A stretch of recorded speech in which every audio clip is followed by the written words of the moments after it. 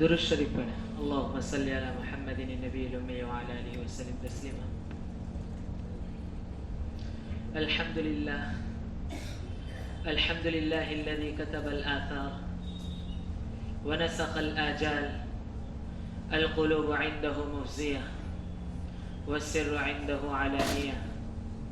الحلال ما أحل والحرام ما حرم. الدين ما شرع والأمر ما قضى. الخلق خلقه والعبد عبده وهو الله الواحد القهار.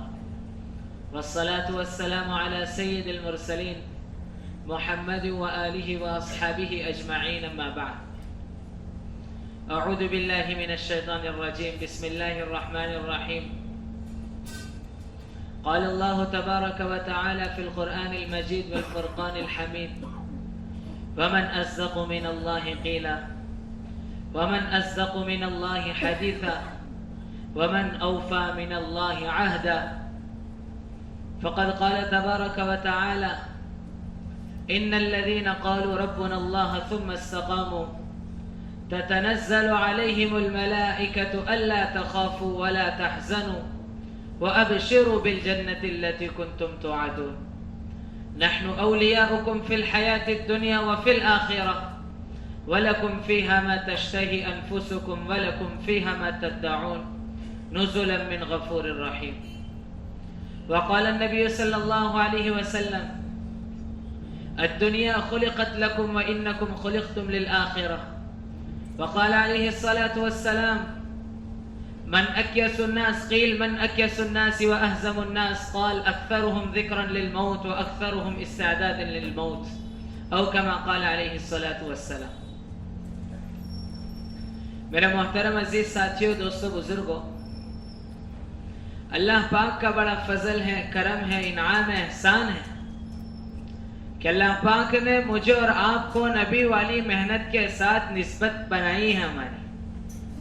اللہ پاک نے ہمارا تعلق وہ محنت کے ساتھ جوڑا جس محنت کو کرانے کے لیے اللہ پاک اپنے معصوم بندے اور اپنے برگزیدہ بندوں کا انتخاب کرتے تھے. اللہ کا فضل ہے کہ اللہ پاک نے مجھے اور آپ کو آخری نبی کا آخری امتی بنایا، اور آخری نبی کا آخری امتی بنانے کے صدقے طفیل اللہ پاک نے انبیاء علیہم السلام سے جو کام لیا وہ کام اللہ پاک نے مجھے اور آپ کو سپرد کیا ہے. اللہ پاک کی طرف سے بہت بڑی نعمت ہے. جب بندہ کسی نعمت کا شکرانہ ادا کرتا ہے، اللہ پاک نعمت میں اضافہ کرتے چلے جاتے ہیں. بزرگوں نے کتابوں میں لکھا ہے کہ جب اللہ پاک کسی بندے کے معاملے میں نعمت کا اضافہ کرنا چاہتے ہیں، اللہ پاک اس کو شکرانے کی توفیق دیتے ہیں. لئن شکرتم لازیدنکم، اگر تم شکر گزاری کرو گے ہم تمہاری نعمت میں اضافہ کریں گے. آگے لکھا ہے علماء نے، اگر کہ اللہ پاک کسی کی دعا قبول کرنا چاہتا ہے اس کو دعا کے لیے ہاتھ اٹھانے کی توفیق دیتے ہیں. ادعونی استجب لکم، دعا مانگو میں تمہاری دعا کا جواب دوں گا. آگے لکھا ہے اللہ پاک جب کسی کے گناہوں کو معاف کرنا چاہتے اللہ پاک اس کو استغفار کی توفیق عطا فرماتے. فاستغفروا ربکم انہ کان غفارا، کہ استغفار کرو، اللہ پاک تو بڑے معاف کرنے والے ہیں. تو میرے بھائیوں، دوستوں، بزرگوں، اللہ پاک نے میری اور آپ کی جو نسبت رکھی ہے وہ نسبت دعوت کے کام کے ساتھ جوڑ کر کے رکھی ہے. اللہ کرے اللہ کرے اللہ کرے یہ محنت کی برکت سے، یہ اجتماعات کی برکت سے، یہ 2.5 گھنٹے اور یہ 3 دن اور یہ چلے 4 مہینوں کی برکت سے اس محنت کے ساتھ ہماری مناسبت ہو جائے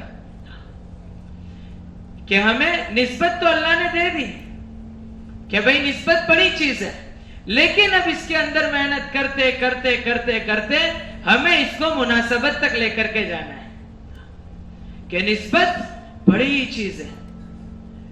اللہ پاک نے ایک موقع پر ایک قصہ ہے حضرت جنید بغدادی رحمت اللہ علیہ کا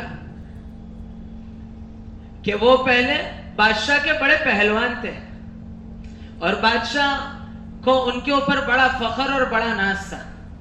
بادشاہ بڑا غرور کرتا تھا ان پر کہ ہمارے پہلوان میں جتنی طاقت ہے اتنی طاقت اور کسی میں نہیں ہے. اب جو ہے ایک مرتبہ بادشاہ غرور اور فخر میں آ کر کے اپنے ملک میں اس نے اعلان کروایا کہ بھئی کوئی ہے جو ہمارے پہلوان کا مقابلہ کر کے بتاوے. اب اس نے گھوڑے دوڑوائے, گلی گلی محلے محلے میں یہ اعلان جاری کیا. اب لوگوں تک چلتا گیا چلتا گیا چلتا گیا. ایک بڑے میاں آ کر کے کہنے لگے بادشاہ کے محل میں کہ میں جنید کا مقابلہ کروں گا. اب جو ہے بادشاہ نے کہا بھائی آپ بوڑھے ہو, آپ کمزور ہو, بھائی میں کروں گا مقابلہ. بادشاہ نے کہا ٹھیک ہے, سامنے سے ہے, کوئی بات نہیں, فلاں وقت طے ہے, مقابلے کے لیے میدان میں آ جانا. اب جب فلاں دن آیا, فلاں وقت آیا, تو میدان میں وہ چچا آئے. ایک طرف ساری رعایا موجود, سارے ملک کے باشندے موجود ہیں. ایک طرف بادشاہ وقت کی کرسی لگی, ایک طرف جنید بغدادی اور ایک طرف یہ چچا. اب جب مقابلہ شروع ہونے لگا, اس سے پہلے چچا نے جنید کے کان میں ایک بات کہی. چچا جنید سے کہنے لگے کہ جنید ذرا ایک بات کا خیال رکھنا, میں جو ہوں سید خاندان سے ہوں, میں جو ہوں سید خاندان سے ہوں, سید خاندان سے تعلق رکھتا ہوں. ہمت طاقت نہیں ہے لڑنے کی, لیکن کمزور ہوں, مالی اعتبار سے بڑا کمزور ہوں, لیکن کثیر العیال ہوں. بچے اور گھر والوں کی تعداد بہت بڑی ہے, لیکن نان نفقہ ان کو دینے کے لیے نہیں ہے. جب یہ اعلان میرے پاس پہنچا تو بس اس لیے آیا ہوں کہ کچھ مجھے مل جائے, کچھ میری مدد ہو جائے.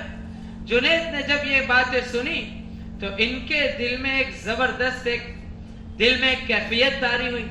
اور جب مقابلے کا اعلان ہوا تو پہلے ہی مقابلے میں جنید نے اپنے آپ کو چیت لٹا دیا. بادشاہ وقت کہنے لگا نہیں بھئی یہ کچھ غلط ہوا ہے, پھر سے مقابلہ ہونا چاہیے.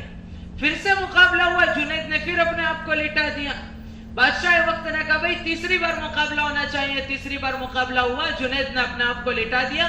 بادشاہ وقت کہنے لگے کہ جنید تم نے آج مجھے رسوا کیا ہے, دل کرتا ہے کہ تمہیں گدھے پر بٹھا کر کے تمہارے چہرے کو کالا کر کے پورے ملک میں گھمایا جائے. لیکن جنید کو اس دل کا بڑا اطمینان تھا دل میں کہ میرا اللہ اور اللہ کا رسول مجھ سے راضی ہے. اب جب یہ باتیں ہوئی, جنید تو اپنے گھر کی طرف روانہ ہوئے. چچا کو جو دینا تھا, جو انعام ملنا تھا مل گیا, چچا اپنی طرف روانہ ہوئے. لیکن جب جنید رات کو سوئے تو خواب میں تاجدار مدینہ سرور کونین رحمت للعالمین شفیع المسلمین آقا انعامدار محمد رسول اللہ صلی اللہ علیہ وسلم کی زیارت ہوئی. اور اللہ کے نبی نے آ کر فرمایا خلاصہ ہے کہ جنید تم نے ہماری نسبت کا خیال دنیا میں رکھا, ہم تمہاری نسبت کا خیال دنیا اور آخرت میں رکھیں گے. اس کے بعد علماء نے لکھا ہے دوسرا دن صبح کا ہوا, جنید جسمانی پہلوان سے روحانی پہلوان بن گئے. تو میرے بھائیوں دوستوں بزرگوں, اللہ پاک نے مجھے اور آپ کو جس نسبت سے جوڑا ہے, یہ نسبت بڑی اونچی نسبت ہے, یہ محنت بڑی اونچی محنت ہے. یہ وہ محنت ہے جس محنت کو سارے نبیوں نے کیا, اور یہ پوری محنت کا خلاصہ صرف ایک کلمہ ہے, وہ کلمہ توحید لا الہ الا اللہ محمد الرسول اللہ. کہ کرنے دھرنے والی ذات ایک اللہ کی ذات ہے, کہ جو کچھ ہوتا ہے دنیا میں اور آسمان میں اور زمین میں سارا کچھ اللہ کے منشا سے ہوتا ہے. ہر ایک چیزوں کا پیدا کرنے والا, ہر ایک چیزوں کو موت دینے والا, ہر ایک کی زندگی کا مالک, ہر ایک کی موت کا مالک اللہ کی ذات وہ ذات ہے جو جسے چاہے اسے شفا دے دے, جسے چاہے اسے بیمار کر دے. پوری دنیا کی طاقت مل کر کے اگر کسی کو شفا دینا چاہے, اللہ نہ دینا چاہے تو کوئی اسے شفا نہ دے سکے. اور پوری دنیا کی طاقت مل کر کسی کو بیمار کرنا چاہے, اللہ نہ چاہے تو اسے کوئی بیماری کے گانٹ نہ اتار سکے. اللہ نے خود قرآن میں اپنا تعارف کرایا, قل اللہم مالک الملک تؤتی الملک من تشاء. اللہ کے نبی توحید کو بیان کرو امت میں, اللہ کی پہچان کرو امت میں. اللہ کی ذات کون سی ذات ہے, اللہ کی قدرت کیسی قدرت ہے. قل اللہم مالک الملک, کہ وہ اللہ ہے جو سارے بادشاہوں کی بادشاہت اسی کے ہاتھ میں. تؤتی الملک من تشاء, کہ وہ بادشاہ ایسا بادشاہ ہے جسے بادشاہت دینا چاہے اسے بادشاہت دے دے. وتنزع الملک ممن تشاء, اور وہ بادشاہ ایسا بادشاہ ہے جس سے بادشاہت چھیننا چاہے اسے چھین کر رکھ دے. وتعز من تشاء وتذل من تشاء, کہ وہ اللہ کی ذات ایسی ذات ہے جسے چاہے اسے عزت کی ڈگریوں پر بٹھا دے اور جسے چاہے اسے ذلیل اور خوار کر کے رکھ دے. یولج اللیل فی النہار ویولج النہار فی اللیل، کہ وہ اللہ کی ذات ایسی ذات ہے کہ دن کے بعد رات کو لانے والی ذات اللہ کی، رات کے بعد دن کو لانے والی ذات اللہ کی. یخرج الحی من المیت ویخرج المیت من الحی، مرغی میں سے انڈے کو نکالنے والی ذات اللہ کی، انڈے میں سے مرغی کو نکالنے والی ذات اللہ کی. کہ وہ اللہ کا تعارف کرایا، وہ اللہ کی پہچان کرائی. میرے بھائیوں دوستوں بزرگوں، اللہ کا فضل، اللہ کا کرم ہے. اللہ نے مجھے اور آپ کو وہ محنت کے ساتھ جوڑا جس محنت میں صبح سے شام اور رات تک صرف ایک ہی بول اللہ سے ہوتا ہے اور اللہ کے غیر سے نہیں ہوتا. ایک ہی بول بلوایا، ایک ہی محنت کرائی گئی کہ سارے بندوں کا تعلق براہ راست اللہ سے کیسے ہو جائے، سارے بندے اپنے مسائل براہ راست اللہ سے کیسے کرنے والے بنے، کہ ساروں کو اس بات کا یقین کیسے ہو جائے کہ ہم کو پالنے پوسنے والا اور ہمارے ایک ایک دانے کا مالک اور ہماری ایک ایک سانس کا مالک، ہماری ایک ایک کروٹ اور جلوت کا مالک اللہ ہے، وہی کرے گا. حضرت موسیٰ علیہ السلام ایک پتھر کی طرف گئے، پتھر پر عصا مارا، اندر سے دوسرا پتھر وہ ٹوٹا، دوسرا نکلا، دوسرے پتھر پر عصا مارا. یہ تفسیر غالباً وَمَا مِن دَابَّةٍ فِي الْأَرْضِ إِلَّا عَلَى اللَّهِ رِزْقُهَا وَيَعْلَمُ مُسْتَقَرَّهَا وَمُسْتَوْدَعَهَا كُلٌّ فِي كِتَابٍ مُبِينٍ. 12ویں پارے کی پہلی آیت کے ماتحت علماء نے یہ تفسیر میں یہ واقعہ لکھا ہے. یہ آیت کا خلاصہ یہ ہے کہ ہر ایک کا دنیا میں رہنے والے ہر ایک کی روزی کا مالک اللہ ہے. تو اس پر لکھا ہے علماء نے کہ حضرت موسیٰ علیہ السلام نے جب عصا مارا تو ایک پتھر ٹوٹا، اندر سے دوسرا نکلا، دوسرے پر عصا مارا تو پھر ٹوٹا، اندر سے ایک چھوٹا سا کیڑا نکلا، جس کیڑے کی زبان پر ہری پتی تھی، جس کیڑے کے منہ میں کیا تھی؟ ہری پتی تھی. حضرت موسیٰ علیہ السلام نے اسے اٹھا کر کے کان کے قریب کیا تو وہ اللہ کا ذکر بیان کر رہا تھا. وہ کہہ رہا تھا سبحان من یرانی، پاک ذات ہے وہ ذات جو مجھے یہاں بھی دیکھ رہی ہے. سبحان من یرزقنی، پاک ذات ہے وہ ذات جو مجھے یہاں بھی روزی پہنچا رہی. سبحان من یرزقنی سبحان من یرانی ولا انسانی، پاک ذات ہے وہ ذات جو مجھے یہاں بھی نہیں بھولی. میرے بھائیو دوستو بزرگوں، اللہ پاک نے مجھے اور آپ کو وہ محنت سے جوڑا جس محنت میں حضور نے صحابہ کو اللہ سکھایا، جس محنت کے ذریعے حضور نے صحابہ کو اللہ سے جوڑا کہ سارے صحابہ کا تعلق اللہ سے کرا. جب حضور علیہ السلام مدینے کی طرف ہجرت کر کے گئے، دیکھا مدینے کا ماحول تو جنگ و جدل میں بدلا ہوا ہے اور 120 سالوں سے جنگیں ہیں. حضور علیہ السلام نے ساروں کو بٹھا کر کے کسی کو یہ نہیں کہا بھئی تیرا اس کے ساتھ کیا مسئلہ، تیرا اس کے ساتھ کیا مسئلہ. اللہ کے نبی نے ایک ہی اصول پر سارے صحابہ کو کھڑا کیا، من اصلح ما بینہ وبین اللہ اصلح اللہ ما بینہ وبین خلقی.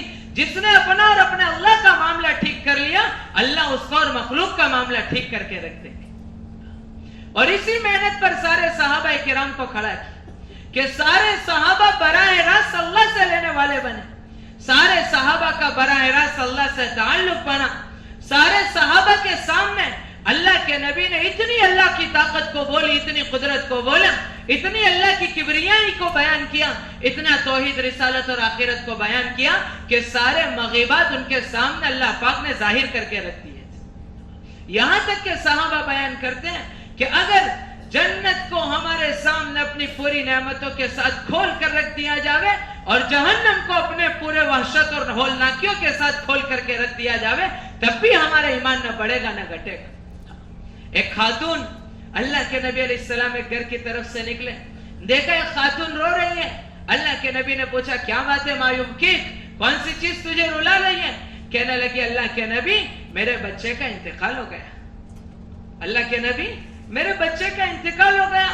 اللہ کے نبی نے کہا غم نہ کر، تیرے بچے کو حوریں اپنے ہاتھوں سے کھلا رہی ہیں جنت میں. وہ کہنے لگی لیکن رو رہی ہیں، ماں ہوتی ہیں.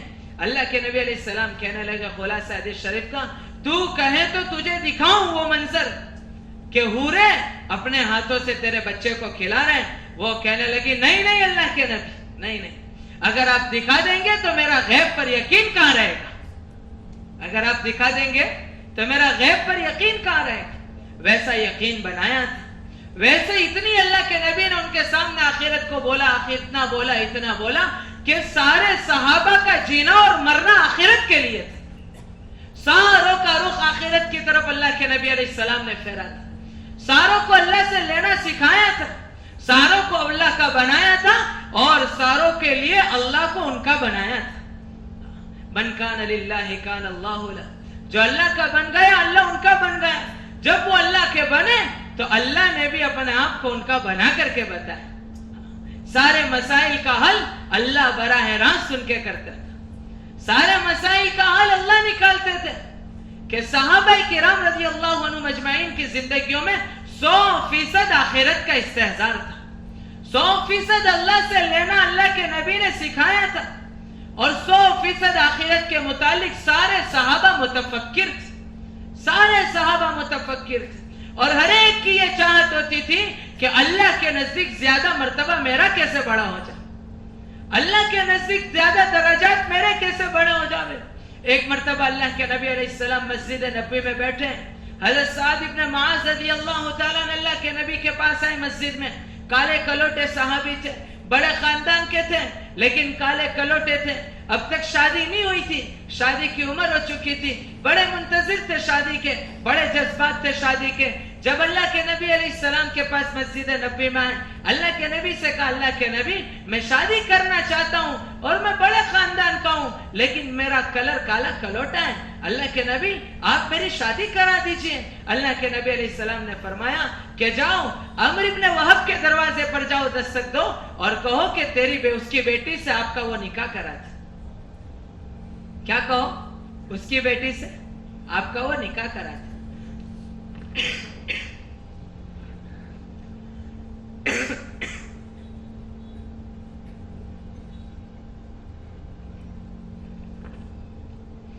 اب جب وہ سعد ابن معاذ رضی اللہ تعالیٰ عمرو ابن وہب کے گھر گئے، جا کر کے دستک دی، کہا کون؟ کہنے لگے عجیب رسول اللہ، کہ اللہ کا قاصد آیا ہے، تم جواب دو اسے.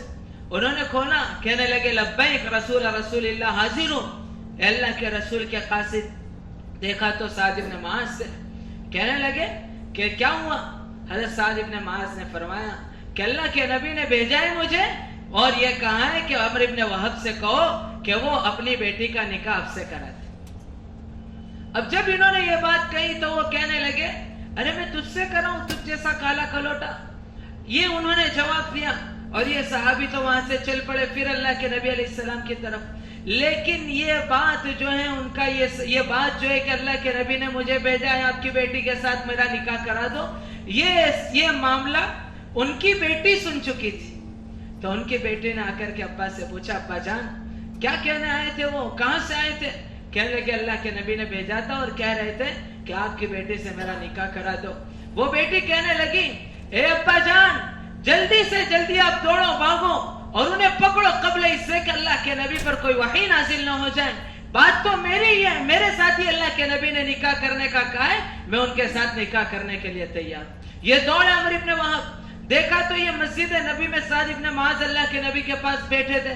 حضرت عمرو ابن وہب جا کر اللہ کے نبی سے کہنے لگے اللہ کے نبی آپ کا جو حکم ہو میں تیار ہوں.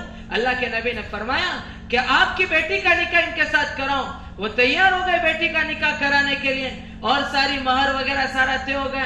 لیکن ان کے پاس تو کچھ تھا نہیں سعد ابن معاذ کے پاس. انہوں نے کہا اللہ کے نبی علیہ السلام نے کہ آپ جاؤ جا کر کے عبد الرحمن ابن عوف اور حضرت علی ابن ابی طالب سے کہو کہ 400 درہم کا انتظام میرے لیے کر دے. اب یہ گئے جا کر کے دونوں صحابی سے ملے. وہ صحابہ نے 400 درہم سے زیادہ ان کو دے دیا. اب یہ دراہیم لے کر کے بازار کی طرف نکلے کہ 400 تو جو ہے اس کو مہر میں دوں گا اور اس کے علاوہ کا جو ہے اس سے میں خرچ کروں گا. اب پتہ نہیں کیا جذبات ہوں گے دل کے، کیا احساسات ہوں گے، کیا کیفیت ہوگی اس وقت دل کی. اب وہ بازار کی طرف چل رہے ہیں اور ایک دم سے مسجد نبی میں سے اعلان ہوا ارکبوا یا خیل اللہ ارکبی، اے اللہ کے سوارو سوار ہو جاؤ، سوار ہونے کا وقت آ گیا ہے.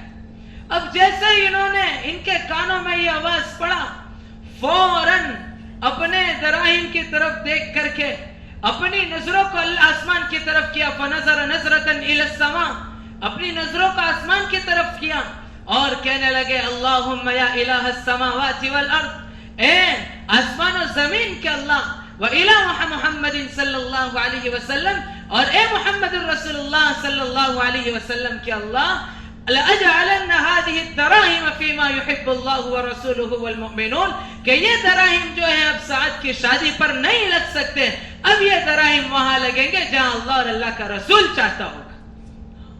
اور یہ دراہم لے کر کے سارا ساز و سامان لیا، اللہ کے راستے میں نکل گئے، اللہ کے راستے میں گئے، جا کر کے شہادت نصیب ہو گئی۔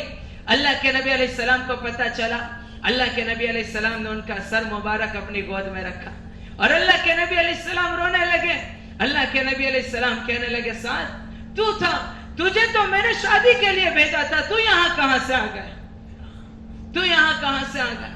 اس کے بعد اللہ کے نبی علیہ السلام مسکرانے لگے اور ایک دم سے اللہ کے نبی نے اپنے چہرے کو پھیرا۔ صحابہ کرام نے پوچھا اللہ کے نبی کیا بات ہے، پہلے تو آپ پہلے تو آپ رو رہے تھے، اس کے بعد آپ مسکرانے لگے، اس کے بعد آپ نے چہرے کو موڑ لیا۔ اللہ کے نبی علیہ السلام نے کہا اما بکائی فشوقا الی سعد، میرا رونا اس وجہ سے تھا کہ سعد کی یاد مجھے رلا رہی تھی، اور میں ہنس اس لیے رہا تھا کہ سعد کے درجات اللہ پاک نے مجھے جنت میں بتائے، اس کے لیے میں ہنس رہا تھا۔ اور میں نے جو چہرہ پھیرا، وہ چہرہ میں نے اس کے لیے پھیرا کہ جب سعد وہاں پہنچا جنت میں تو ساری حوریں سعد کی طرف لپک لپک کر آ رہی تھی، جس کی بنیاد پر ان کی ازار جو ہے ان کی پنڈلیوں سے اونچی ہو رہی تھی۔ یہ دیکھ کر کے میں نے شرم کے مارے اپنے چہرے کو پھیر دیا۔ ایسا ایمان بنایا تھا، ایسا اپنے آپ کو اللہ اور اللہ کے رسول پر مر مٹنے کا جذبہ ایسا پیدا کیا تھا، اور ایسی آخرت کی فکر سارے صحابہ میں برابر سرابر آخرت کی فکر تھی، ہر ایک آخرت کے متعلق فکر مند تھا۔ حضرت عمر رضی اللہ تعالیٰ کی زندگی کے بارے میں کہ کون عمر تھے، یہ وہ عمر تھے جن کو اللہ کے نبی علیہ السلام نے دنیا میں رہ کر کے جنت کی بشارت دی۔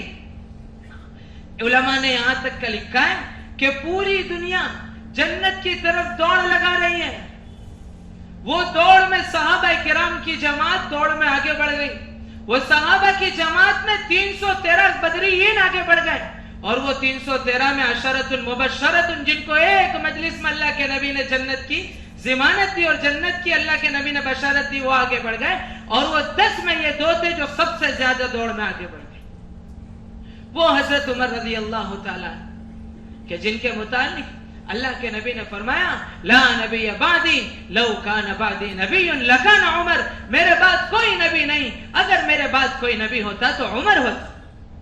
یہ وہ عمر جس کے متعلق حضور نے فرمایا معراج کے موقع پر کہ عمر میں نے تمہارا محل جنت میں دیکھا، لیکن داخل ہونے گیا پھر مجھے پتا چلا کہ یہ محل تو عمر کا ہے، تو مجھے تمہاری غیرت یاد آ گئی، پھر میں باہر آ گیا۔ یہ کون سے عمر؟ جس عمر کے منشا کے مطابق کئی قرآن کی آیتیں نازل ہوئی ہیں، یہ وہ عمر، لیکن آخرت کے معاملے میں کیسے فکر مند ہے، آخرت کے معاملے میں کیسے فکر مند ہے، اللہ کا کیسا خوف ہے کہ آخری وقت ہے، اپنا سر بچے کی گود میں ہے اور بچے سے کہہ رہا ہے کہ عبداللہ میرا سر کو زمین پر رکھ دو۔ عبداللہ کہہ رہا ہے ابا جان نہیں، کہنے لگے نہیں بیٹا میرے سر کو زمین پر رکھو۔ جب 3 مرتبہ کہا غصے ہوئے، عبداللہ نے سر کو زمین پر رکھا۔ حضرت عمر رضی اللہ تعالیٰ کہنے لگے وَيْلٌ لَكَ يَا عُمَرْ إِن لَمْ يَغْفِرْ لَكَ رَبُّكَ، اے عمر تیری ہلاکت تھی اگر آج تیرے رب نے تیری مغفرت نہ کر دی۔ میرے بھائیوں دوستوں بزرگوں، یہ کام وہ کام ہے جس کام میں آخرت کے تذکرے ہوتے ہیں۔ یہ کام کے ذریعے بہت ساروں نے اپنی آخرت کو بنا لیا، یہ کام کے ذریعے بہت ساروں نے اپنے محلات خواب میں جنت میں دیکھ لیے۔ یہ وہ کام ہے، معمولی کام نہیں ہے، یہ وہ کام ہے جس کام کی برکت سے اللہ پاک ایمان میں اللہ پاک تازگی نصیب فرماتے ہیں، اللہ پاک اعمال میں تازگی نصیب فرماتے ہیں، اللہ پاک حضور کا درد اور غم نصیب فرماتے ہیں کہ جو درد اور غم صحابہ کو اللہ پاک نے دیا تھا، کہ جو صحابہ نے حضور سے درد لیا تھا، وہ حضرت عمر رضی اللہ تعالیٰ عنہ کے زمانے میں ایک شخص مرتد ہو گیا. حضرت عمر نے 2 صحابی کو بلایا, کہاں جاؤں اس کے پاس جا کر اس کو ایمان کی طرف پھر بلاؤں. یہ دونوں گئے, جا کر کے دعوت دی, جا کر پوری بات پیش کی. وہ کہنے لگا ایمان لاؤں گا لیکن 2 شرط پر. پہلی میری شرط یہ کہ امیر المومنین وقت کے بادشاہ کی بیٹی کے ساتھ میرا نکاح کرو. دوسری شرط میری یہ ہے کہ وقت کا بادشاہ اپنی خلافت کا کچھ حصہ مجھے دے دے. یہ دونوں صحابی نے آپس میں مشورہ کیا, مشورہ کر کے کہنے لگے پہلی شرط تو تمہاری قبول کرتے ہیں کہ حضرت عمر کو آمادہ کریں گے اس بات پر کہ وہ اپنی بیٹی کا نکاح تمہارے ساتھ کرائے, لیکن دوسری شرط جو ہے وہ تو عام مسلمانوں کے مشورے کی شرط ہے, وہ مشورے بغیر ہم کیسے دے سکتے ہیں. یہ کہہ کر کے یہ دونوں واپس آئے. جب واپس آئے تو حضرت عمر رضی اللہ تعالیٰ نے ان کی کارگزاری لی. ہماری کارگزاری ہوتی ہے نا آپ سے کہ یہ سارا سیرت سے مل رہا ہے ہم کو. حضرت عمر نے ان کی کارگزاری لی. بھائی کیا ہوا؟ کہنے لگے اللہ امیر المومنین ہم گئے, ہم نے جا کر کے اسلام کو پیش کیا. ارے اللہ کے بندے اس نے کیا جواب دیا؟ کہنے لگے اس نے پہلا سوال تو اس نے 2 شرطیں رکھی ہیں. پہلی شرط اس نے یہ رکھی ہے کہ امیر المومنین کی بیٹی کے ساتھ میرا نکاح ہو. عمر کہنے لگے اللہ کے بندو اس کا جواب تم نے اسے کیا دیا؟ کہنے لگے اللہ کے امیر المومنین ہم نے اس کو قبول کیا, ہم نے کہا کہ ہماری ذمہ داری ہم عمر کی بیٹی سے آپ کا نکاح کرائیں گے. حضرت امیر المومنین عمر کہنے لگے کہ ہاں آپ نے بہت اچھا جواب دیا, دوسری شرط بتاؤ. دوسری اس نے کیا رکھی؟ کہنے لگے حضرت دوسری شرط اس کی یہ تھی کہ امیر المومنین نے اپنی خلافت کا کچھ حصہ مجھے دے دیں. کہنے لگے حضرت عمر ارے بھائی اس کا جواب آپ نے کیا دیا؟ یہ دونوں کہنے لگے حضرت عمر ہم نے اس کا جواب یہ دیا بھائی یہ تو مسلمانوں کے مشورے کی چیز ہے, ہم 2 آدمی اس کی ذمہ داری کیسے لے سکتے ہیں. ہم نے اس سے یہ کہا کہ آپس میں پہلے مشورہ کریں گے پھر تجھے بتائیں گے. حضرت عمر رضی اللہ تعالیٰ کہنے لگے ارے اللہ کے بندو, ایک بندے کے ایمان لانے پر عمر اپنی خلافت چھوڑنے کے لیے تیار ہے. یہ درد تھا, یہ غم تھا, یہ کڑن تھی اور یہ فکر تھی جو درد حضور علیہ السلام سے لیا تھا. کہ کیسا درد کہ سارا کچھ یہ دین کے پیچھے قربان کیا اور ساری چیزوں کے پیچھے صرف ایک ہی مقصد تھا کہ امت کا ایک ایک فرد کیسے جنتی بن جائے, امت کا ایک ایک بندہ اللہ سے کیسے لینے والا بنے, امت کا ایک ایک بندہ اللہ سے جڑنے والا کیسے بنے, ہر ایک اپنی موت کے بارے میں کیسا فکر مند بن جاوے. حضور نے فرمایا الکیس من دان نفسہ وعمل لما بعد الموت, ہوشیار اور عقل مند وہ ہے جو موت آنے سے پہلے موت کی تیاری کرے. میرے بھائیو دوستو بزرگوں, آج کا جوان کل کا بوڑھا ہے, آج کا بیمار آج کا تندرست کل کا بیمار ہے, آج کی رنگینیاں کل کا ویران ہے. آج تک آدم علیہ السلام سے لے کر آج تک اور قیامت تک 2 چیزوں کے درمیان برابر جنگ چلتی رہی. ایک برابر جیتتا چلا گیا, دوسرا برابر ہارتا چلا گیا. زندگی اور موت کی جنگ ہمیشہ چلتی چلی گئی, زندگی ہمیشہ ہارتی چلی گئی, موت ہمیشہ جیتتی چلی گئی. ہر ایک کو موت کا مزہ چکھنا ہے. کل نفس ذائقۃ الموت, ہر ایک کو موت آنی ہے اور ہر ایک کو اپنے کیے کا جواب دینا ہے. یہ دنیا کی زندگی اللہ پاک نے جو دی ہے یہ تو آخرت بنانے کے لیے دی ہے. اس لیے حضور نے فرمایا الدنیا مزرعۃ للآخرہ, دنیا تو آخرت کے لیے کھیتی ہے, یہاں جو بوئے گا وہ وہاں پائے گا. صحابہ کرام نے یہاں رہ کر کے اچھے اچھے بیج بو لیے, ان کو اللہ پاک نے آخرت کے محلات دکھا دیے. اللہ پاک نے ان کو آخرت کے محلات دکھا دیے. مختصر سی زندگی, بے بھروسہ زندگی, کسی کو کوئی پتہ نہیں کون کتنی زندگی لے کر کے آیا ہے, کب کسی کو چلے جانا. یہ دنیا جس کے صدقے میں بنی, کل کائنات جس کے صدقے میں بنی, محمد الرسول اللہ صلی اللہ علیہ وسلم جس کے متعلق اللہ کے نبی علیہ السلام حدیثوں میں آتا ہے, اللہ پاک خود حدیث قدسی میں فرماتے لولا لما خلقت الافلاق, محمد تم نہ ہوتے تو یہ جہان کو پیدا کرنے کا کوئی کام نہ تھا. وہ محمد الرسول اللہ صلی اللہ علیہ وسلم اپنے متعلق کہہ رہے ہیں میرے ہاتھ میں پانی کا گلاس ہوتا ہے اور مجھے اتنا یقین نہیں ہوتا کہ گھونٹ تک پہنچنے تک میں دنیا میں رہوں گا یا نہیں رہوں گا. ایک طرف سلام پھیرتا ہوں تو اس کا یقین نہیں ہے کہ دوسری طرف سلام پھیرنے تک دنیا میں رہوں گا یا نہیں رہوں گا. اللہ کے حضرت جبرائیل علیہ السلام ایک مرتبہ اللہ کے نبی علیہ السلام کے پاس آ کر کہنے لگے عش ما شئت فإنک بمیت وأحبب من شئت فإنہ مفارق. اللہ کے نبی آپ جتنا رہنا چاہیں دنیا میں رہ لو، ایک بار تو دنیا آپ کو بھی چھوڑنی ہے. وأحبب من شئت فإنہ مفارق. اور یہ دنیا میں رہ کر جتنی محبت کرنی چاہے کر لو، ایک بار اس کو دنیا میں چھوڑنا ہی پڑے گا. میرے بھائیو دوستو بزرگوں، حضور کا ارشاد ہوشیار اور عقل مند ہوا ہے جو موت آنے سے پہلے موت کی تیاری کرے. موت آنے سے پہلے موت کی تیاری کرے. حضرت لقمان حکیم علیہ السلام بہت بڑے نصیحت کرنے والوں میں سے گزرے ہیں. پوری زندگی ایسی ان کی نصیحت ہوتی تھی کہ اللہ رب العزت نے خود قرآن پاک میں ان کی نصیحتوں کا ذکر کیا. پوری زندگی اپنے بیٹوں کو نصیحتیں کرتے رہے. ہم پڑھتے ہیں یا بنی اقیم الصلاۃ وامر بالمعروف وانہی عن المنکر واصبر علی ما اصابک فإن ذلک من عزم الامور. ایسی نصیحتیں کرتے ہی رہے پوری زندگی.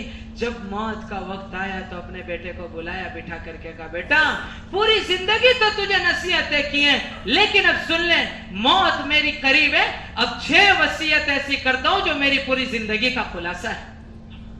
کہ پہلی وصیت اپنے بیٹے سے کہنے لگے بیٹا دنیا میں جتنا رہنا ہے اتنی ہی دنیا کی تیاری کرنا.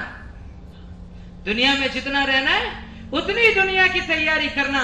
اور دوسری کرنے لگے بیٹا جتنی آخرت کی زندگی میں جتنا رہنا ہے اتنی آخرت کی تیاری کر لینا. اب ہم سوچیں دنیا کی زندگی کتنی اور آخرت کی زندگی کتنی لمبی کہ مختصر سی زندگی. آگے کہنے لگے کہ بیٹا اپنے آپ کو اللہ کا جتنا محتاج سمجھتے ہو اتنی اللہ کی عبادت کر لینا. ہم تو قدم قدم پر اللہ کے محتاج، کھانے میں اللہ کے محتاج، پانی میں اللہ کے محتاج، ایک ایک سانس میں اللہ کے محتاج، ایک ایک کروٹ کروٹ پر ہم اللہ کے محتاج. حضرت لقمان علیہ السلام کہنے لگے اپنے بیٹے سے کہ بیٹا اپنے آپ کو جتنا اللہ کا محتاج سمجھتے ہو اتنی اللہ کی عبادتیں کرتے رہنا. چوتھی کرنے لگے بیٹا جتنی جہنم کی آگ برداشت کر سکو اتنا ہی گناہ کرنا. جتنی جہنم کی آگ برداشت کر سکو اتنا ہی گناہ کرنا. پانچویں کہنے لگے بیٹا جب تک تمہیں اس بات کا یقین نہ ہو جائے کہ اب مجھے جہنم کی خلاصی مل چکی تب تک اپنے آپ کو جہنم سے بچانے کی محنت میں لگے رکھنا. کہ جب تک یقین نہ ہو جائے کہ اب میں جہنم سے چھٹکارا پا گیا تب تک اپنے آپ کو یہ جہنم سے بچانے کی محنت میں لگائے رکھنا. اور چھٹی کہنے لگے کہ بیٹا سن گناہ کرنے کا جب بہت دل ہو جائے اور گناہ کیے بغیر چھٹکا نہ ہو، دل میں بہت زیادہ گناہ کا ارادہ آ جائے تو گناہ کر لینا، لیکن گناہ کرنے کے لیے ایسی جگہ تلاش کرنا جہاں تجھے تیرا اللہ نہ دیکھے. میرے بھائیو دوستو بزرگوں، اللہ پاک نے مختصر سی زندگی دی ہے. یہ زندگی میں اللہ کو راضی کرنا، یہ زندگی میں رسول اللہ سے محبت کرنا، یہ زندگی میں اللہ کے نبی کی محبت اپنے دلوں میں ڈالنا. یہ زندگی کا کیا مقصد ہے؟ فرمایا زندگی کا مقصد اور زندگی کا خلاصہ یہ ہے کہ اللہ کے سارے احکام ہماری زندگی میں آ جاوے اور حضور پاک علیہ السلام کی ساری سنتیں ہماری زندگی میں آ جائیں. حضرت مولانا الیاس صاحب رحمۃ اللہ علیہ کے ملفوظات میں لکھا ہے کہ یہ کام سے مقصود یہ ہے کہ سنتوں کا احیاء ہو جاوے ہر ایک کی زندگی میں. کہ یہ چلے، یہ 4 مہینے، یہ 3 دن سے کیا مقصود ہے؟ فرمایا مقصود یہ ہے کہ آخرت کا استحضار ہو، اللہ کا استحضار ہو، اللہ سے لینے والے بنے، اللہ سے مانگنے والے بنے اور حضور کے طریقوں پر اپنے آپ کو مرنے مٹانے والے بنے. ایک مرتبہ رابعہ بصریہ رحمت اللہ علیہ، حسن بصری سمندر کے اوپر نماز پڑھ رہے تھے پانی پر. رابعہ بصریہ کا وہاں سے گزر ہوا. رابعہ بصریہ نے دیکھا کہ یہاں تو سمندر پر نماز چل رہی ہے. انہوں نے اپنا مصلی بچھایا ہوا میں. اب یہاں سے نماز سمندر پر اور یہاں نماز ہوا میں. جب دونوں نماز سے فارغ ہوئے تو حسن بصری رابعہ سے کہنے لگے ارے وہ خاتون سن، سمندر پر تیر کر نماز پڑھنا کمال کی بات نہیں ہے، کیونکہ سمندر میں تو ایک اللہ کی ادنا مخلوق مچھلی بھی تیر لیتی ہیں، اور ہوا میں اڑ کر نماز پڑھنا کمال کی بات نہیں ہے کیونکہ ہوا میں ایک اللہ کی ادنا مخلوق مچھر بھی اڑ لیتا ہے. کمال کی بات تو یہ ہے ہر ایک انسان کی زندگی میں، ہر ایک مسلمان کی زندگی میں حضور علیہ السلام کی 100% سنتیں زندہ ہو جائیں۔ یہ کام تو سنتیں زندہ کرنے کا کام ہے، یہ کام تو حضور کے درد اور غم کو لینے کا کام ہے کہ یہ کام میں بہت سارے چلے جنہوں نے اپنی زندگیوں کو وصول کیا، جنہوں نے اپنا مقام اللہ کے نزدیک بنا لیا، جنہوں نے آخرت کی تیاری کر لی، جنہوں نے آخرت کی تیاری کر لی کہ بڑا عظیم الشان کام، بڑا اونچا کام۔ ایک سال کی جماعت چل رہی تھی کسی ملک میں، انہوں نے اپنی کارگزاری سنائی، جو بندہ چل رہا تھا وہ بندے کی زبانی یہ کارگزاری سنی، وہ کہنے لگے کہ ہمارے 9 مہینے ہو چکے تھے۔ کتنے مہینے؟ 9 مہینے ہو چکے تھے۔ اب ہم ایسے علاقے میں تھے، افریقہ کے ایک ایسے جنگل میں تھے جہاں پر نہ پانی تھا، نہ ہوائیں معتدل تھی، اور پتہ نہیں بہت سارے مسائل تھے۔ اب جو ہے 9 مہینے تو ہم نے پتہ نہیں کیسے کیسے کر کے برداشت کیا، کھانا نہ موافق، پانی نہ موافق۔ اب ہمارا آہستہ آہستہ ارادہ یہ ہو رہا تھا کہ اب ہم علاقہ یہاں سے تبدیل کر لیں یا اسی پر سال کو بس کر لیں۔ اب بس وہ بات چلی رہی تھی جماعت میں، اور عصر کی نماز کے بعد ایک بندہ آیا مسجد میں، آ کر کے کہنے لگا امیر صاحب کہاں ہیں؟ تو کہا فلاں وقت فلاں جگہ جو بیٹھے وہ امیر صاحب۔ تو کیا امیر صاحب سے ملنا ہے؟ امیر صاحب کے پاس جا کر کہا کہ امیر صاحب ذرا ساتھیوں کو بلاؤ، میں ایک بہت ضروری پیغام لے کر آیا ہوں۔ کہا کہ امیر صاحب نے کہ بھئی دیکھو پورے دن رات بھر ساتھی محنتیں کرتے اللہ سے مانگتے ہیں، اور ہوائیں ہوتی نہیں ہیں کہ ساتھیوں کو آرام ملے، عصر کے بعد ذرا ٹھنڈا ماحول رہتا ہے، ساتھی آرام کرتے ہیں۔ کہنے لگے نہیں امیر صاحب ذرا بلا دو ساتھیوں کو تھوڑی دیر میں، بہت ضروری بات لے کر آیا ہوں۔ امیر صاحب بڑے نرم مزاج کے تھے، ساتھیوں کو اٹھایا، امیر صاحب نے جمع کیا۔ جب امیر صاحب نے ساتھیوں کو بلایا، وہ ساتھی کہنے لگا کہ سنو، میں فلاں علاقے سے آیا ہوں اور میں نقد 1 سال کے لیے تیار ہوا تھا، نقد 1 سال میں نے نکلنے کی نیت کی تھی، اور کافی وقت سے میں محنت کر رہا تھا میرے ساتھ 1 سال کی پوری جماعت بن جاوے، لیکن جماعت نہیں بن رہی تھی۔ آخر میں جمعرات کا دن تھا، شب گزاری کا دن تھا، میں شب گزاری کے دن مرکز پر پہنچا، رات کو میں اللہ سے مانگتا رہا، رات کو 2 بجے تک میں نے اللہ سے رو رو کر مانگا۔ جب میری آنکھ لگی تو میں نے خواب میں دیکھا کہ 2 فرشتے میرے پاس آئے، اور 2 فرشتوں نے آ کر کے مجھے کہا کہ 2 دعائیں مانگو، اللہ پاک آپ کی دونوں دعائیں قبول کرے گا۔ انہوں نے کہا بھئی میری پہلی دعا یہ ہے کہ میں نقد سال کے لیے نکلا ہوں، اللہ میرے سفر کو قبول کر لے گا اور میرے ساتھ جماعت بن جاوے۔ انہوں نے کہا اللہ تیرا سفر کو ضرور قبول کرے گا۔ دوسری دعا کیا ہے؟ کہنے لگے دوسری دعا میری یہ ہے کہ مجھے تاجدار مدینہ سرور کونین رحمت للعالمین شفیع المذنبین آقا نامدار محمد رسول اللہ صلی اللہ علیہ وسلم کی زیارت نصیب۔ انہوں نے کہا اللہ وہ بھی تیری قبول کرے گا۔ اب جو ہے جب یہ دونوں بات ختم ہوئی تو یہ دونوں فرشتے ان کو اٹھا کر کے چلنا شروع کیا، اٹھا کر کے لے گئے یہاں تک کہ آسمان کی روشنیاں انہیں نظر آنے لگی۔ وہ خود کہہ رہے کہ مجھے آسمان کی روشنیاں نظر آنے لگی۔ وہ جماعت کے ساتھیوں سے کہہ رہے اپنے خواب کی داستان۔ جب کچھ روشنیاں نظر آنے لگی پھر مجھے بتایا گیا، بڑے بڑے محلات، عالیشان محلات مجھے بتائے گئے۔ تو میں نے پوچھا کہ بھئی یہ سونے چاندی کے جواہرات سے لدے ہوئے محلات کس کے ہیں؟ تو فرشتوں نے کہا کہ یہ فلاں علاقے میں جو سال میں جماعت چل رہی ہے اللہ پاک نے ان کے لیے یہاں محلات تیار کیے ہیں۔ پھر کہا کہ تو بھئی میں بھی تو جا رہا ہوں جماعت میں اللہ کے راستے میں، میرا کہاں ہے؟ وہ فرشتے کہنے لگا اللہ میاں تیرا محل بھی یہیں بنانے والا ہے۔ یہ بات ہوئی، اس کے بعد ان کو زمین پہ نیچے لے کر کے آئے، جہاں زمین کے جس حصے میں ان کو اتارا وہیں سامنے حضور اپنے کچھ صحابہ کو لے کر کے بیٹھے تھے۔ تو یہ دوڑے لگ کے اللہ کے نبی کی طرف، اللہ کے نبی سے معانقہ کیا، مصافحہ کیا، خیر خیریت کے بعد اللہ کے نبی سے پوچھا اللہ کے نبی علیہ السلام آپ یہاں کیسے تشریف لائے؟ اللہ کے نبی علیہ السلام کہنے لگے کہ فلاں علاقے میں سال کی جماعت چل رہی ہے، وہ جماعت کو میرا سلام پہنچانا، اللہ پاک نے مجھے ان کی نصرت کے لیے بھیجا ہے۔ معمولی کام نہیں ہے، اللہ پاک نے میرے بھائیوں دوستوں بزرگوں مجھے اور آپ کو بڑے اونچے کام میں اللہ پاک نے قبول کیا ہے۔ کئی لوگوں نے یہ کام میں لگ کر کے اپنی زندگیاں وصول کر لی۔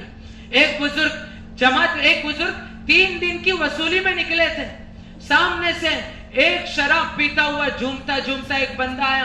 ان کے دل میں پہلے یہ آیا کہ بھئی یہ تو شرابی ہے. فوراً دل میں خیال آیا شرابی ہے تو کیا ہوا, میرے حضور کا امتی ہے. یہ خیال آتے انہوں نے اپنے گلے سے اسے لگایا, گلے سے لگا کر کے اسے لے کر کے گئے مسجد, اور جو ان کا جو نشہ تھا وہ نشہ جب اترا ان کو بٹھا کر کے سمجھایا, ارے بھائی ہم سب اللہ کے بندے, اللہ کے نبی کے امتی ہیں. اللہ نے مسلمان کو بڑے کام کے لیے دنیا میں بھیجا ہے. اللہ نے انسان کو اپنا خلیفہ بنا کر کے دنیا میں بھیجا ہے. مسلمان تو آخرت کے لیے جیتا ہے. حضور کا ارشاد ہے انکم خلقتم للآخرہ ان الدنیا خلقت لکم, پوری دنیا تمہارے لیے لیکن تم آخرت کے لیے. ساری بات اس کے سامنے رکھی, ساری قربانیاں اس کے سامنے رکھی, اور اسے کہا کہ تو 3 دن اللہ کے راستے میں نکل ہمارے ساتھ. وہ تیار ہو گیا, چلو میں 3 دن, لیکن میری شرط یہ ہے کہ میں وہ بوٹل ساتھ میں لے کر آؤں گا. اس سے کہا ٹھیک ہے کوئی بات نہیں تو لے لے, لیکن ایک شرط پر وہ بوٹل استنجا میں رکھنا, بیت الخلا میں رکھنا. جب تجھے بہت زیادہ دل میں آوے وہاں جا کر پی کر کے وہاں خلاص کر کے آ جانا. کہنے لگا ٹھیک ہے. اب یہ ویسے ہی وہ چیز لے کر کے آیا. اب اللہ کے راستے میں ابھی تو آیا تھا, پہلا دن تھا, پہلے دن کی پہلی تعلیم تھی. وہ پہلی تعلیم کا وہ تاثر, ہم جو بیانوں میں ہم جماعتوں میں نکل کے کہتے ہیں بھئی تعلیم کا مقصد کیا ہے, بھئی تعلیم کا مقصد یہ کہ ہمارا دل تاثر لینے والے بنے. کیا مطلب تاثر کا, بھئی 4 چیزوں کا یقین, 4 چیزوں نکلے اور 4 چیزوں پر جمے.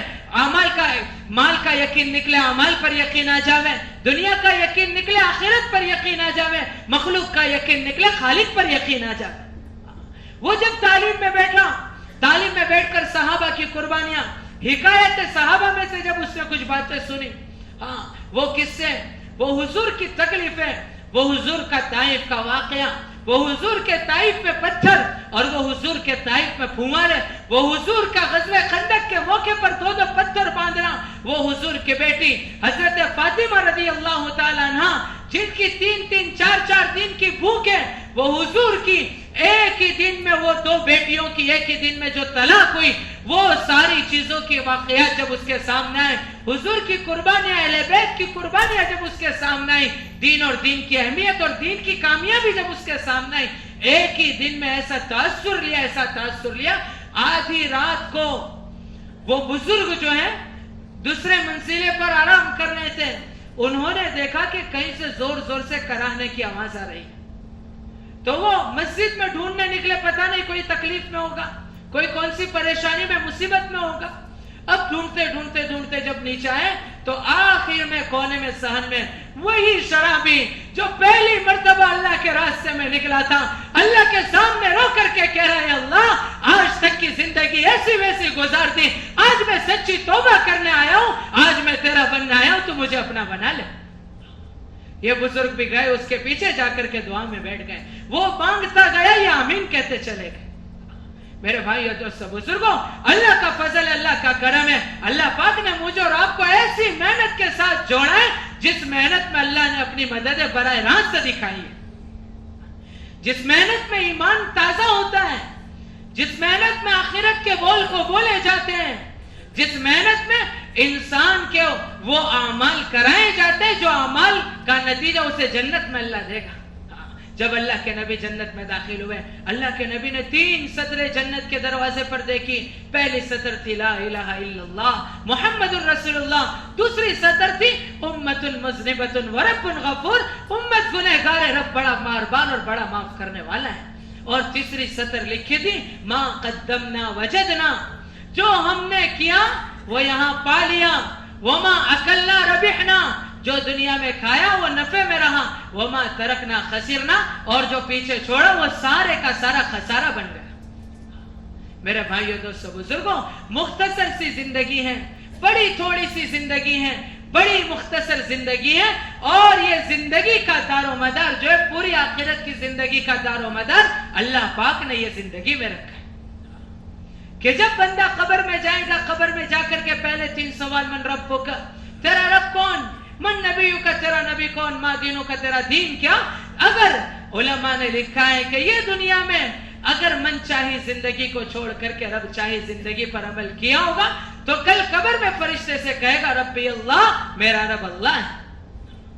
کل فرشتے سے کہے گا نبی محمد الرسولullah، میرے نبی محمد الرسولullah. کل فرشتے سے کہے گا دینی الاسلام، میرا دین اسلام ہے. حضرت رابعہ بصریہ رحمت اللہ علیہ کے پاس حسن بصری ہیں. ان کے شوہر کا انتقال کم عمری میں ہو چکا تھا. حسن بصری نے آ کر کے، جو وقت کے بہت بڑے امام تھے حسن بصری، بڑے امام تھے، یہاں تک کہ لکھا ہے کتابوں میں کہ وقت میں صحابہ کے بعد بڑے اہل لغت جو ہے وہ دو تھے، اس میں ایک امام حسن بصری اور ایک حجاج ابن یوسف.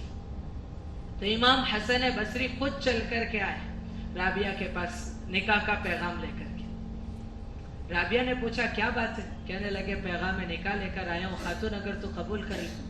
کہنے لگی ٹھیک ہے میں قبول کرنے تیار ہوں، لیکن میرے 4 سوال کا جواب دے. ارے کون سے تیرے 4 سوال؟ یہ تو بڑے امام تھے، کتابوں کے ماہر تھے. کہنے لگے بھائی دے دوں گا. رابعہ کا پہلا سوال یہ ہوا کہ حسن مجھے یہ بتا دو میں جنتی ہوں یا جہنمی ہوں. کیا سوال کیا بھائی؟ حسن مجھے یہ بتاؤ میں جنتی ہوں یا جہنمی ہوں. حسن رو کر کہنے لگے رابعہ اس کا جواب میرے پاس نہیں ہے. کہنے لگے ٹھیک ہے رابعہ، ٹھیک ہے حسن مجھے یہ بتا دو کہ کل قیامت کے دن بہت ساروں کو نامہ عمل اللہ دائیں ہاتھ میں دے گا، بہت ساروں کو بائیں ہاتھ میں دے گا. اللہ میرا نامہ عمل دائیں ہاتھ میں دے گا یا بائیں ہاتھ میں دے گا؟ حسن کہنے لگے اس کا جواب بھی میرے پاس نہیں ہے. کہنے لگے ٹھیک ہے حسن مجھے تیسرے سوال کا جواب دے دو کہ کل قیامت کے دن بہت ساروں کے نیکیوں کے ترازو جھکے ہوں گے اور بہت ساروں کے برائیوں کے ترازو جھکے ہوں گے، میرا نیکیوں کا پلڑا بھاری ہوگا یا برائیوں کا پلڑا بھاری ہوگا؟ کہنے لگے اس کا بھی مجھے پتا نہیں. کہنے لگے ٹھیک ہے حسن کل قیامت کے دن اللہ پل صراط کا راستہ لگائے گا، جو بال سے زیادہ باریک تلوار سے زیادہ تیز ہوگا. بہت سارے گزرنے والے گزر جائیں گے، بہت سارے کٹ کے گرنے والے گر جائیں گے. حسن تو مجھے یہ بتا دے میں گزرنے والوں میں سے ہوں گی یا کٹ کے گرنے والوں میں سے ہوں گی؟ حسن کہنے لگے اللہ کی بندی اس کا جواب بھی میرے پاس نہیں ہے. رابعہ کہنے لگی اے حسن جاؤ جاؤ مجھے آخرت کی تیاری کرنے دو. دنیا کی زندگی بڑی مختصر ہے، بڑی دھوکے والی ہے. آج پتہ نہیں آج کا چلنے والا کل موت کے حوالے ہو جاوے، آج کا تندرست کل بیمار ہو جاوے، آج کا جوان کل بوڑھا ہو جاوے، آج کا ہنسنے والا کل رونے والا ہو جاوے. حسن میرے پاس مختصر وقت ہے، آخرت کی تیاری بہت ساری کرنی ہے، تم مجھے آخرت کی تیاری کرنے دو. میرے بھائیو دوستو بزرگوں، اللہ نے ہم میں سے ہر ایک کو جو دنیا میں بھیجا ہے وہ آخرت کی تیاری کے لیے بھیجا ہے. کہ صحابہ کرام نے اپنی پوری زندگی اسی پر لگا دی تھی کہ کیسے آگے آنے والی امت کے لیے دین کو ہم پہنچاوے. ہر ایک صحابی نے اپنے آپ کو لگایا، جیسی قربانی دینی پڑی ویسی قربانی دی. ایک موقع پر حضرت بلال رضی اللہ تعالیٰ جن کو کوڑے لگائے جا رہے ہیں، اللہ کے نبی علیہ السلام کا وہاں سے گزر ہوا. اللہ کے نبی نے دیکھا، اللہ کے نبی کے چہرے پر مسکراہٹ سی آئی. اللہ کے نبی سے پوچھا بلال نے کیا بات ہے اللہ کے نبی آپ ہنس رہے ہیں؟ کہنے لگے اللہ کے نبی کہ بلال میں دیکھ رہا ہوں کہ تمہارے تکلیف برداشت کرنے پر اللہ تعالیٰ حبشہ والوں کی ہدایت کے فیصلے کر رہے ہیں. قربانیاں دی تھی، ان کی قربانیوں کی برکت سے میرے بھائیو دوستو بزرگوں مجھے اور آپ کو اللہ پاک نے دین دیا ہے. مجھے اور آپ کو اللہ نے ایمان والا بنایا. مجھے اور آپ کو اللہ پاک نے مسجد میں اپنے گھر میں آنے کی توفیق دی. کیسے کئی صحابہ کرام رضی اللہ تعالیٰ عنہ مجمعین. ایک صحابی عبداللہ ذو الوجدین رضی اللہ تعالیٰ عنہ جن کے متعلق آتا ہے کہ جب ان کے پاس حضور کی دعوت پہنچی تو اسلام لے کر آئے.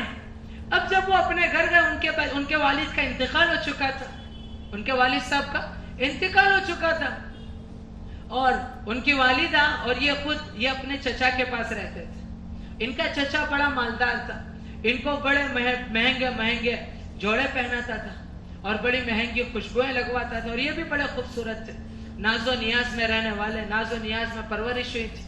اب جو ہے جب عشق اور مشق کبھی چھپتا نہیں ہے. ایک مرتبہ چچا کو شک ہو گیا کہ بھائی ہو نہ ہو یہ محمد الرسول اللہ کا غلام بن چکا ہے، کہ جب بھی محمد کا نام گھر پہ آوے تو ان کے کان کھڑے ہو جاتے تھے، عظمت سے ان کی طرف دل لپکتا تھا. جب جس کسی کی محبت آتی ہے نا دل پہ تو اس کی اطاعت کرنا بولو کیا ہو جاتی ہے؟ آسان. أمر على الديار ديار ليلى أقبل ذا الجدار وذا الجدار وما حب الديار شغفنا قلبي ولكن حب من سكن الديار. اسی لیے فرمایا کہ اللہ کے راستے میں نکل کر اور یہ مقامی 5 کام میں چل پھر کر اللہ کو اتنا بولے اتنا بولے اتنا بولے، اللہ ہماری زندگیوں میں آ جائے، اللہ کے نبی کے طریقے ہماری زندگیوں میں آ جائے. اب انہوں نے اللہ کے نبی کو اور اللہ کو اتنا بولا تھا، جب بھی اللہ کی بات آتی، اللہ کے نبی کی بات آتی، ان کے کان کھڑے ہو جاتے تھے. اب جو ہے ان کا چچا نے پوچھ لیا ایک بار، کیا تو محمد کے دین کو قبول کر چکا ہے؟ کہنے لگے جی ہاں میں قبول کر چکا ہوں. تو وہ غصے کے مارے کہنے لگا یا تو میرا گھر چھوڑ دے یا محمد کو چھوڑ دے. کیا کہا؟ یا تو میرا گھر چھوڑ دے یا محمد کو چھوڑ دے. جب یہ بات سنی تو کہنے لگے تیرے جیسے 100 کو تو چھوڑ سکتا ہوں لیکن محمد الرسول اللہ اور ان کے دین کو کبھی نہیں چھوڑ سکتا. جب یہ بات سنی تو چچا غصے میں آ کر کہنے لگا جا نکل جا میرے گھر سے. یہ گھر سے نکلنے لگے. اس وقت چچا کے دل میں خیال آیا کہ اس نے جو جوڑا پہنا ہے نا قیمتی، وہ جوڑا تو میرے پیسے کا ہے. چچا نے کینچی لے کر کے پورا جوڑا کاٹ لیا، پورا برہنہ کر دیا. جیسے پہلا بچہ ہوتا ہے نا، بچہ کیسے پیدا ہوتا ہے ایسا پورا. اب سوچو اس وقت ان کی ماں کے دل پر کیا گزرتی ہوگی، ہے بھائی؟ ان کی ماں کی کیسی آہ نکلتی ہوگی. اللہ اتنا مہربان ہے، اتنا مہربان ہے، اتنا مہربان ہے بندوں پر. حاجی عبدالوہاب صاحب اکثر کہا کرتے تھے کہ جب ایک شوہر اللہ کے راستے میں نکلتا ہے اور اس کی جو بیوی ہے اس کے بچے کو تیار کر کے مدرسے میں بھیجتی ہیں، اب جب مدرسے سے وہ بچہ گھر واپس ہوتا ہے، بچے 2-3 بچے آپس میں لڑتے وڑتے کچھ بھی ہوتا رہتا ہے. اب جو بچہ جس کا باپ اللہ کے راستے میں، اس کے بچے کو کسی نے مارا یا کسی نے کچھ کہا، اب وہ روتے روتے گھر آیا. اس کی ماں نے پوچھا بیٹا کیا ہوا؟ وہ کہنے لگا اپی جان مجھے اس نے مارا. اس وقت حاجی صاحب فرماتے تھے اس وقت اس ماں کے دل میں ایک آہ نکلتی ہے، اگر آج میرا شوہر ہوتا، میرا شوہر پتا کرتا کہ کیا بات ہے میرے بچے کو اور کس نے ہاتھ اٹھایا. اللہ پاک اتنا مہربان ہے کہ اس وقت کی اس ماں کی آہ پر اللہ ملکوں کے ہدایت کے فیصلے کرتا ہے. تو یہ جو سارے اللہ پاک نے ہری بھری دکھلائی، یہ وہ صحابہ کی قربانیوں کی برکت تھی. وہ ماں کی قربانی، وہ بچے کی قربانی. اب بچہ تو باہر نکل گیا، ماں نے اپنی چادر اب کھڑکی سے دے دی باہر کہ بیٹا اس کو اپنے سطر پر ڈال دو. اب وہ بچے نے اپنے سطر پر وہ چادر ڈال دی. نوجوان صحابی تھے عبداللہ ذو الوجدین، 2 چادر والے ان کو کہتے ہیں. اب یہ چلتے چلتے چلتے ان کو خیال آیا میں کہاں جاؤں، اب کس کے پاس جاؤں. پھر دل میں خیال آیا جس کے صدقے میں یہ سب ہوا ہے اسی کے در پہ چلا جا.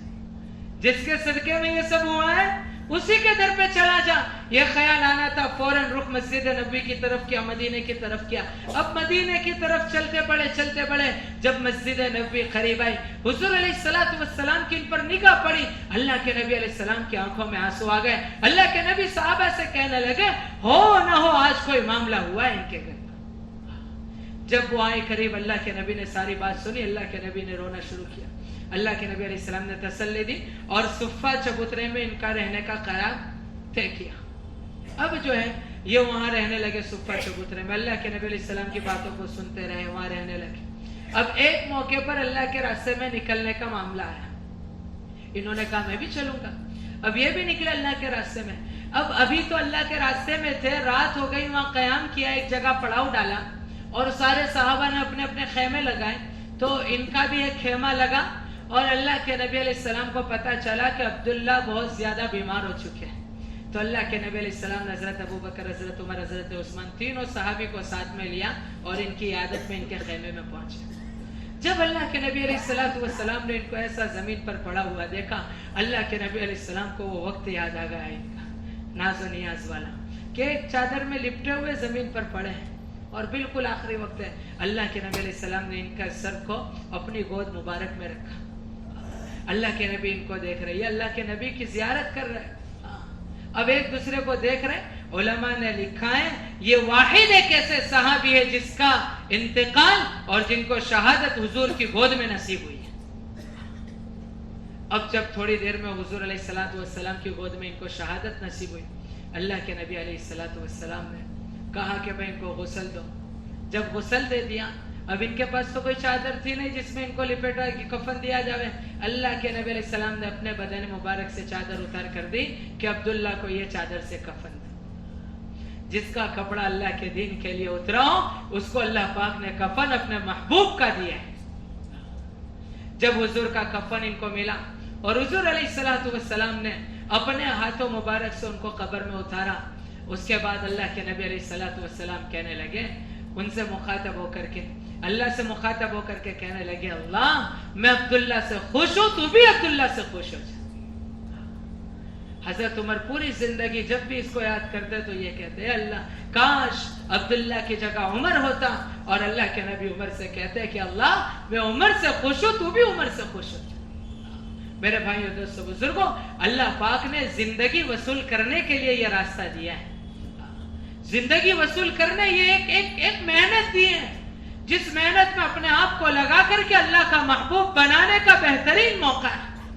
جس محنت میں اپنے آپ کو کھپا کر کے اللہ کے رسول کا محبوب بنانے کا بہترین موقع ہے. ایک مرتبہ اللہ کے راستے کی ایک جماعت تھی, وہ ایک ساتھی کا انتقال, مدینہ منورہ میں ایک ساتھی کا انتقال ہوا. اب اس وقت تو جس کا بھی انتقال ہوتا تو جنازے کی نماز کون پڑھاوے؟ ارے بھائی بولو نا, حضور پاک تاجدار مدینہ محمد رسول اللہ صلی اللہ علیہ وسلم جنازے کی نماز پڑھاتے تھے. اب جب اللہ کے نبی علیہ السلام جنازے کی نماز پڑھانے آگے بڑھے تو پیچھے سے حیات الصحابہ میں لکھا حضرت عمر رضی اللہ تعالیٰ نے اشارہ کیا, اللہ کے نبی آپ کس کی جنازے کی نماز پڑھا رہے, انہوں نے تو کبھی خیر کا کام نہیں کیا. اللہ کے نبی نے مدینہ والوں کو جمع کر کے پوچھا, ہے کوئی تم میں سے جس نے کبھی اس کو خیر کا کام کرتے دیکھا؟ سارا مجمع خاموش. دوسری بار پوچھا, تیسری بار پوچھا. تیسری بار پوچھنے پر ایک بندہ کھڑا ہوا کہنے لگا, اللہ کے نبی میں نے ایک عمل ان کا دیکھا ہے. ارے بھائی بتاؤ کون سا عمل تھا؟ سارا مجمع ان کی طرف متوجہ ہوا. وہ کہنے لگے, اللہ کے نبی ایک مرتبہ اللہ کے راستے کی ایک جماعت تھک کر کے واپس آئی تھی, انہوں نے رات کو کسی جگہ پڑاؤ ڈالا اور امیر صاحب نے ساتھیوں سے کہا, من یحرث اللیل, آج رات کی چوکیداری کون کرے گا؟ سارے صحابہ تھکے ہوئے تھے, کسی نے ہمت نہیں کی. اس وقت یہ شخص وہاں موجود تھا, یہ گئے نہیں تھے اللہ کے راستے میں, یہ وہاں موجود تھے. انہوں نے آ کر امیر صاحب سے کہا, آج رات کی چوکیداری میں کروں گا, تم سب آرام کرو. یہ کہہ کر کے ساروں کو سنایا اور انہوں نے اللہ کے راستے کی ایک دن کی چوکیداری کی. اللہ کے نبی نے جب یہ معاملہ سنا فوراً اللہ کے نبی آگے بڑھے, اللہ اکبر, اللہم اغفر لحینا ومیتنا, اے اللہ ہمارے زندوں کی بھی مغفرت فرما, ہمارے مردوں کی بھی مغفرت فرما, حاضرین کی بھی مغفرت فرما, غائبین کی بھی مغفرت فرما. ہے کوئی شخص اس کی مغفرت نہ ہونے میں جس کی مغفرت کی دعا حضور نے کر دی؟ ارے بھائی ہے کوئی شخص؟ حضور علیہ السلام نے ان کے لیے دعا مانگی, جنازے کی نماز پڑھائیں, اس کے بعد ان کو اپنے ہاتھوں سے قبر میں اتارا اور حضور علیہ السلام ان کی طرف مخاطب ہو کر کے کہنے لگے, شخص سن لے, یہ سارے مجمع کا تیرے بارے میں گمان یہ ہے کہ تو جہنمی ہے, لیکن میں کہتا ہوں کہ تو جنتی ہے. میں کہتا ہوں کہ تو جنتی ہے. میرے بھائیو دوستو بزرگوں, اللہ پاک نے مولانا الیاس صاحب فرمایا کرتے تھے کہ مجھے اللہ پر بڑی امید ہے اس بات کی کہ اللہ پاک نے صحابہ کو اس دور میں اپنے راستے میں چلا کر کے جو انعامات دینے کا اللہ نے وعدہ کیا ہے, اللہ پاک ضرور اس وقت جو یہ راستے میں چلے گا اس کو بھی اللہ ضرور دے گا. اللہ نے مختصر سا موقع دیا. میرے بھائیو دوستو بزرگوں, ہم سارے یہ نیت کریں انشاءاللہ کہ ہم کو 4 مہینے اللہ کے راستے میں لگانے ہیں. ارے بھائی نیت کرتے ہیں انشاءاللہ 4 مہینے. ارے بھائی جس نے لگایا ہے نا, کبھی نقصان میں نہیں رہا, ہو کبھی نقصان میں نہیں رہا. جس نے لگایا ہمیشہ لگا رہا, جو چلائے ہمیشہ چلتا رہا ہے. ابھی بزرگوں نے سروے کیا پڑوس کے ملک میں, پتا چلا روزانہ پورے عالم میں 2 کروڑ آدمی اللہ کے راستے میں نکل رہے ہیں. کتنے؟ روزانہ 2 کروڑ آدمی اللہ کے راستے میں نکل رہے ہیں. یہ کام تقریباً 1 مہینے میں کتنے ہو گئے؟ ارے بھائی 1 مہینے میں کتنے ہو گئے؟ 60 کروڑ. اور 1 سال میں کتنے ہو گئے؟ 720 کروڑ. پتہ نہیں یہ کام جو چلا ہے 100 سال تقریباً ہو چکے. کروڑوں کی جان, کروڑوں کا مال, کروڑوں کا وقت, کروڑوں کی صلاحیتیں یہ راستے میں لگی. ایک بھی ایسا ملا ہے کہ بھائی میں گیا اور مجھے نقصان ہوا؟ ارے بھائی ایک بھی ایسا ملا ہے؟ بلکہ جو جاتا ہے وہ آ کر کہتا ہے بھائی اللہ کا احسان ہے, تم آئے, تشکیلیں کی, ہم نکل گئے, اللہ پاک نے ہم کو اس کا بہترین بدلا دیا اور اللہ نے ہماری زندگی کا رخ کو صحیح کر دیا. ارے بھائی سب نیت کرتے ہیں انشاءاللہ 4 مہینے کی. ارے بھائی سب نیت کرتے ہیں انشاءاللہ. کون کرتے ہیں ذرا کھڑے ہو کر کے اپنا نام لکھاؤ. ماشاء اللہ. اللہ ہم سب کو قبول فرمائے. بتائیں بھائی 4 مہینے ماشاءاللہ. حلقہ نمبر 15 کی جماعت مکمل بیرون کے لیے 4 مہینے. اللہ قبول فرمائے. اللہ ہم سب کے لیے آسان فرمائے. جی عبداللہ بھائی کہاں کے؟ 16 نمبر حلقہ عبداللہ بھائی انشاءاللہ. 14 نمبر انشاءاللہ. زبیر کہاں؟